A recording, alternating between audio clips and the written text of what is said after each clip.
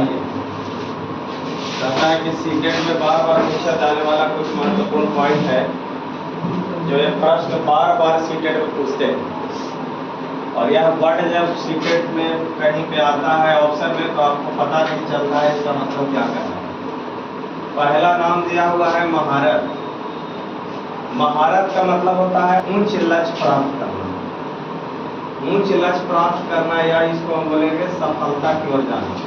कहेगा कोई बोलता है बोल चल कि भाषा में कि फलना महारत हासिल कर लिया, महारत हासिल कर लिया, इसका मतलब कि वह लड़का जो है अपनी लक्ष्य को प्राप्त कर लिया। तो ये महारत जो है, जब वर्ड अगर आपको कहीं सीटेट के अगर क्वेश्चन में अगर ऑप्शन पे कहीं पे रहे तो महारत जो है वह पॉजिटिव वर्ड है और यह हमेशा संकेत करता है कि कोई बच्चे अच्छे लक्ष्य प्राप्त कर लेते हैं, उसी को हम महारत कहते हैं। अगला है प्रतिहार। प्रतिहार का मतलब होता है लक्ष्य से भटकना या असफलता की ओर जाना। प्रतिहार जो है वह ऐसे बच्चे की ओर संकेत किया जाता है कि जो बच्चे अपने लक्ष्य से भटक जाते हैं, और लक्ष्य से भटकना का मतलब वह असफलता की ओर संकेत दे रहे हैं। तो यह ऐसा कुछ स्टेज आते हैं, ऐसा कुछ सर्किल होते हैं, ऐसा कुछ वातावरण होते हैं जहाँ पे जाकर के बच्चे अपने लक्ष्य से भटक जाते हैं। और लक्ष्य से भटकना, असफलता की ओर जाना, उसी का नाम क्या हम कहते हैं, उसी का नाम है प्रतिहार। क्या नाम है? प्रतिहार। अगला है प्रदर्शन। प्रदर्शन का मतलब होता है दिखावा करना, और यह दिखावा करने वाला व्यक्ति जो है वह अल्प ज्ञानी होते हैं। दिखावा वही करेंगे जो व्यक्ति अल्प ज्ञानी होगा। जो पढ़े लिखे व्यक्ति होते हैं वो दिखावा नहीं करते हैं। अब जैसे कहे का मतलब कि हमारे घर में हमारे गार्जियन को आ रहे हैं, हमारा पूरा रूम में अपना पूरा कॉपी कलम किताब सब उलट के दम रखे हुए हैं, कहा कि गार्जियन आए तो देखे कि हमारा बेटा बहुत पढ़ता है। भाई दिखावा करने से कहीं आप सफल नहीं हो जाइएगा।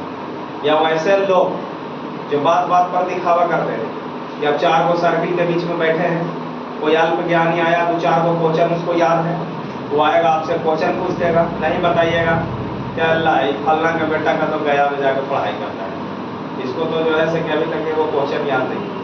अरे भाई आपका एक क्वेश्चन ये जज नहीं करता है कि इंसान कितना पढ़े लिखे, क्या समझे। लेकिन वैसे अल्प ज्ञानी को क्या कहा जाए, जो अपने आप को बेहतर दिखने के लिए किसी को नीचा गिरा देता है। आपके गार्जियन को भी जाकर के कहेगा कि आपका बेटा का तो ज्ञान पढ़ता है, सब पैसा तो बर्बाद कर रहा है, तो उससे वो क्वेश्चन पूछे से नहीं बताया। वो एक क्वेश्चन किसी का जो है सफलता या असफलता को तय नहीं करेगा, उसी को कहते हैं प्रदर्शन। तो प्रदर्शन का मतलब दिखावा करना, खुद को बेहतर दिखाने के लिए किसी को नीचा दिखा देता है, प्रदर्शन करने वाले लोग। अगला है अधिसंज्ञान या परासंज्ञान, जो बार बार परीक्षा में पूछे जाते हैं। जहाँ पे भी अधिसंज्ञान या परासंज्ञान लिखा रहेगा, इसका मतलब होता है खुद के बारे में खुद सोचना।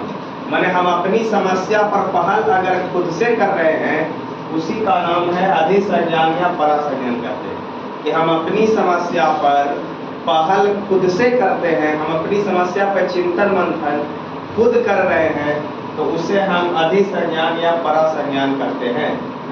अगला आता है स्वलीन विद्यार्थी, जो ये परीक्षा में पिछले बार पूछा गया है। स्वलीन विद्यार्थी भी 2 प्रकार के होंगे। एक वैसे स्वलीन विद्यार्थी जो निगेटिविटी की ओर जाते हैं, और एक वैसे स्वलीन विद्यार्थी जो पॉजिटिविटी की ओर जाते हैं। जैसे में आता है स्वलीन विद्यार्थी की यह खुद में लीन होते हैं और अपने अंदर की कमियां को छुपाते हैं, किसी से बात ना करना। जैसे कहता है कि स्वलीन विद्यार्थी वैसे विद्यार्थी होते हैं कि वह क्लास में अगर बैठे हुआ है तो उनको समस्या है तैयो वह किसी से बोलेगा नहीं।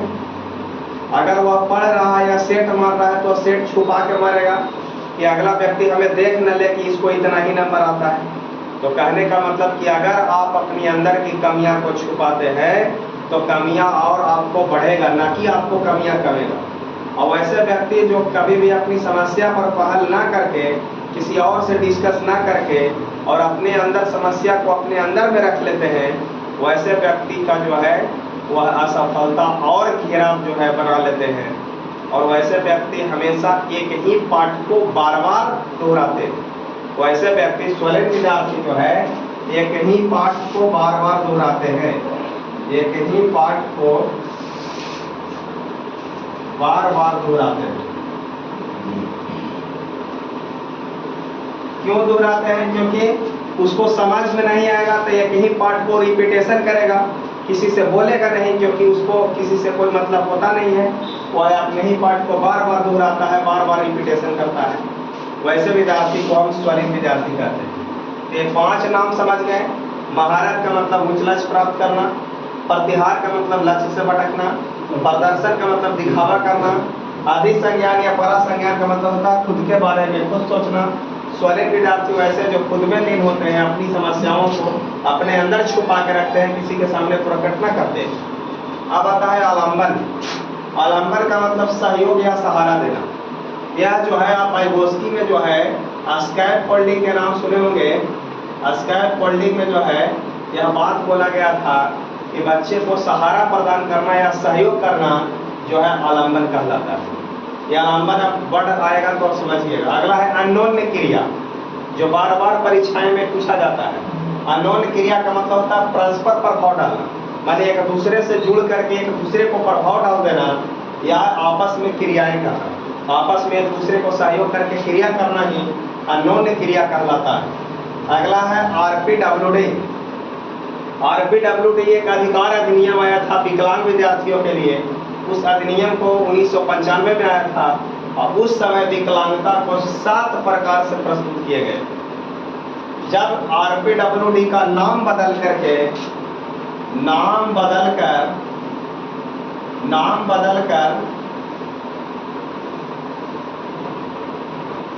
इसका नाम बदल करके पीडब्ल्यूडी बनाया, आरपीडब्ल्यूडी का नाम बदल करके पीडब्ल्यूडी बनाया, तो यह अधिनियम जो है सुधार हुआ था वह 2016 में हुआ था। इसमें बोला गया था कि दिव्यांगता जो 7 प्रकार के था वह दिव्यांगता को बढ़ा करके 21 प्रकार किया गया और यही 2016 में विकलांग का नाम बदल कर दिव्यांग कर दिया गया। कि विकलांग करने में लोगों का आहत होती है, इसीलिए अब नाम विकलांग न रह करके दिव्यांग रहेंगे। और उस समय जो है दिव्यांगता को 7 प्रकार से बढ़ा के 21 प्रकार कर दिया गया। अभी भी भारत सरकार द्वारा जो है पहल किए जा रहे हैं, इसकी नाम को और बढ़ा करके और इसमें इंक्लूड किए जाएंगे और जोड़े जाएंगे। अब आता है आरटी 2009। यह भी जो है एक अधिकार अधिनियम आया था, शिक्षा का अधिकार अधिनियम, राइट टू एजुकेशन।